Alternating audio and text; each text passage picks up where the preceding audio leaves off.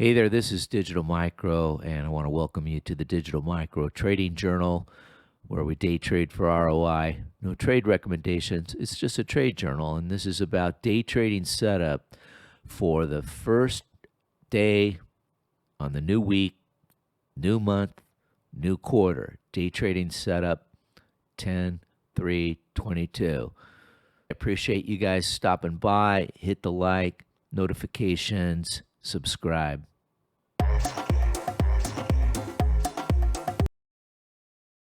Okay, this is the 24-hour, and I'm going to start with my conclusion first before I go through the process of how I got there. So number one, looking at this 24-hour candle chart with the order flow indicators, I am not super bearish at all for the first day of October trading. In fact, if I'm not bearish, I'm either going to be in cash or I'm scalping for long. Let's go through the order flow indicators. We had Friday, that trend sell pullback really worked out real well. Notice this big candle wick. This wick here was super long, the biggest one for the week. And we had a higher low that was right around 1667. And I want to point to the big bar of the week, which is T+2 quarter end, month end. This is where the institutionals were taking their inventory in this big X control. I love this algo indicator. This shows that this was a one-way ticket, bids demand all the way up here to 1731, and we could not hold that level, of course, after T+2, but that's an important level going forward in October. I would say that the main thing is the higher lows from that T+2 low of the day. So this was matching the June 16th 22 low. When you see this X control green dot, that hit the low of the year, literally bullseye on the nose.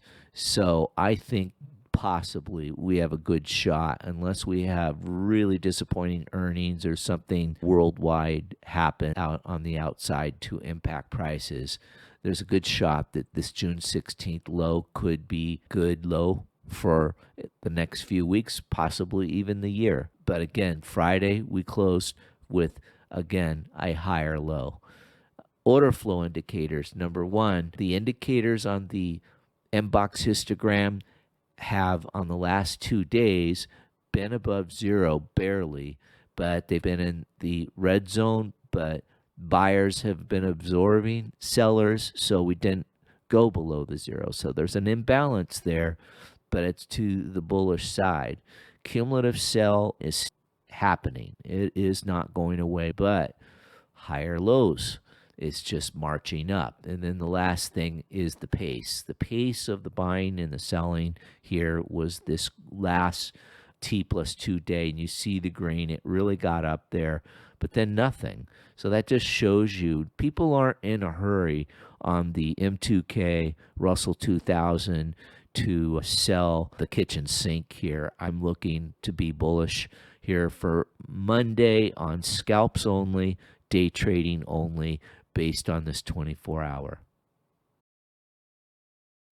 Okay, this is the priority chart, the 120-minute. What I'm paying attention to on the order flow is where are we in relation to price and the order flow levels. As you can see here on the close, the delta 30, 58, 71. So we were definitely increasing at the end of the day. The MBOX histogram here was not real robust on the selling, but it was selling. But the big thing was the cumulative sell here. So from Europe, Globex, all the way to the RTH close, I do favor when we hit this lower Bollinger Band here, if then I'd be looking for absolutely a long setup. And again, it's going to be depending on how much order flows in Globex. I do favor usually waiting for the London Open before making a move, but I'm going to see first how Asia opens for Monday before I make any big inventory decisions. But there you have it. That's the 120.